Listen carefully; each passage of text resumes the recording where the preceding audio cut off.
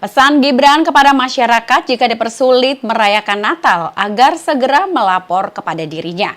Saudara Wakil Presiden RI Gibran Rakabuming Raka meminta masyarakat untuk proaktif melapor jika ada pihak yang mempersulit perayaan Natal. Hal tersebut disampaikan oleh Gibran ketika berpidato dalam acara pelantikan pengurus Pusat Pemuda Katolik untuk periode 2024 hingga 2027 di Gedung Konferensi Wali Gereja Indonesia atau KWI Jakarta pada Selasa 17 Desember malam hari. Gibran juga menyarankan laporan tersebut bisa dilakukan ke TNI, Pemda atau langsung kepada dirinya.